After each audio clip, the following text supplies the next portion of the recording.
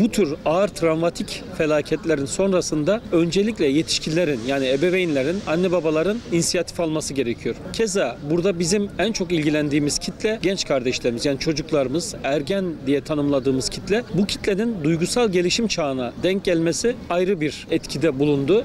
Maalesef yaralarımızı sarma aşamasındayız. Dolayısıyla ilk günlerdeki şiddetli travmanın yerini biraz daha ılımlı duygulara bıraktığına inanıyoruz. Çünkü takdir edersiniz birinci dereceden yakınlarını kaybeden insanlara karşı tavır ve tutumlarımız biraz daha dikkatli olmak durumunda. Empati kurduğumuz takdirde zaten ne kadar acı hissettiklerini bizler de hissedebiliyoruz. Zaten inancımız gereği de bu noktada hassasiyetlerimize dikkat etmemiz gerekiyor. Keza giden binlerce can ve bu canların bir daha gelmeyecek olduğunu bilmek, fani dünya olarak tanımladığımız dünyada dahi insanı etkileyecektir. Efendimizin sallallahu aleyhi ve selleme çocuğunu kaybettiğinde yaşadığı üzüntüden yola çıkarak bu noktada biraz daha anlayışlı, hoşgörülü olmayı ben tavsiye ediyorum. Normal zamanlarda da bir çocuk, bir genç, bir ergen yakınını kaybettiği zaman duygusal anlamda ciddi çöküntüler yaşayabiliyor. Özellikle bizim o 0-6 yaş grubu dediğimiz çocuklarımızın duygusal olarak yaşadıkları en büyük sıkıntı şu: var olan bir yetişkin annenin, babanın kaybolması, yok olması. Biz ölümü anlatırken o yüzden çocuklarımıza özellikle küçüklerden başlıyorum. Bir yere gitti, işte gezmeye gitti, şuraya gitti dememeliyiz. Neden? Ölüm kavramını onların anladığı dilde en basit haliyle anlatmamız gerekiyor ki çocuğun ileriye dönük bir beklentisi olmasın. Çocukların acıyı ve üzüntüyü yaşaması gerekiyor. Ancak bunu yaparken de tamamıyla o acıyla baş başa bırakmamak. Yani hayatın, normal yaşamın devam ettiğini unutmayacağız. Dolayısıyla bir taraftan acımızı yaşayacağız, bir taraftan yasımızı tutacağız. Kabir ziyareti yapılması gerekiyorsa kabir ziyareti yapılacak ama normal hayatta yapılması gereken şeyler de yapılacak. Dolayısıyla çocukların, gençlerin ve ergenlerin mutlaka ilgi alanlarıyla ilgili faaliyetlerde bulunması lazım ve sohbetlerimizin tamamı ölüm üzerine olmamalı, kayıplar üzerine olmamalı. Yani bizler inanmış insanlar olarak, teslim olmuş insan olarak şunu biliyoruz: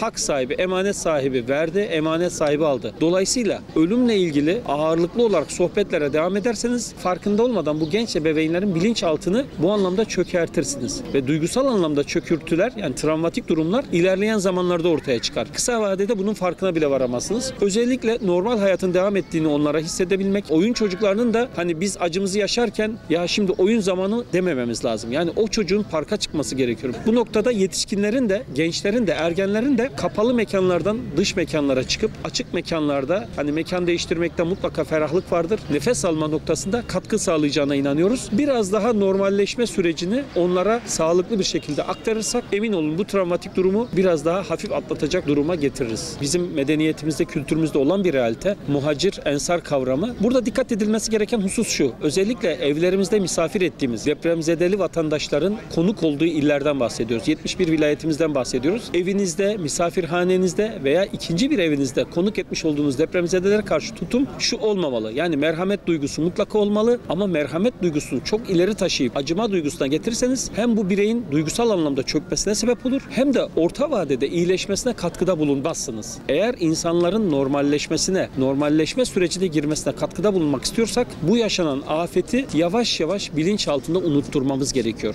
Yani normal zamanda bir misafirimiz, bir arkadaşımız, bir akrabamız evimizde geldiğinde nasıl bir sohbet konusu içeriği oluşturuyorsak aynı içerikle devam etmeliyiz. Ne kadar onlara normal davranışlar sergilersek bu sürecin de o kadar normalleşme yönünde hızlanacağına inşallah tanık olacağız. Tabii takdir edersiniz bunları sözde ifade etmek, dile getirmek kolay ama uygulamada mutlaka zorluklarla karşılaşacağız. Depremin bizim üzerimizde bırakacağı en ağır izlerden birisi can kayıpları. Maddi kayıplar inanıyoruz ki elhamdülillah bir şekilde yerine gelecek. Bu noktada gerek kamu kurumlarının, gerekse özel kurum ve kuruluşların, yani özellikle burada Aile ve Sosyal Politikalar Bakanlığı gibi bakanlıklara ciddi görev düşüyor. Milli Eğitim Bakanlığı'na. Bu noktada yapılması gereken şudur: birebir markaj. Yani hepimizin üzerine bir sorumluluk alması lazım. Bu depremzedeler bizim insanımız, bizim kardeşimiz. Kardeşlik hukukundan hareketle karşılaştığımız her türlü olumsuz duruma sahip çıkmamız gerekiyor. Hepimiz aslında bir psikolojik danışmanız. Çünkü biz terapiyi hep uzmanlardan alınan bir uygulama olarak gördük. Aslında terapi dediğimiz olay dost meclisidir. Sıla-i rahimlerde yapmış olduğumuz duygusal alışverişlerdir. Bu noktada en çok dikkat etmemiz gereken husus bu olmalı. Daha fazla gidip gelmeliyiz. Sevdiklerimizle, ailemizle, yakınlarımızla işte daha fazla zaman geçirebilirdik. Geriye dönük tüm olumsuzlukları unutacağız inşallah. Tıpkı cenazelerimizi gömdüğümüz gibi bu olumsuz duygu ve düşünceleri de gömmemiz gerekiyor. Keza bunları yaşattığımız takdirde travmatik olayı atlatma uzayacaktır muhakkak. Bu meyanda da tekrardan vefat eden vatandaşlarımıza Allah'tan rahmet diliyorum. Yakınlarımıza ve milletimize başsağlığı diliyorum. Yaralılarımıza da Cenab-ı Allah'tan Allah'tan acil şifalar diliyorum. Bir daha böyle bir afet yaşanmamasını temenni ediyorum.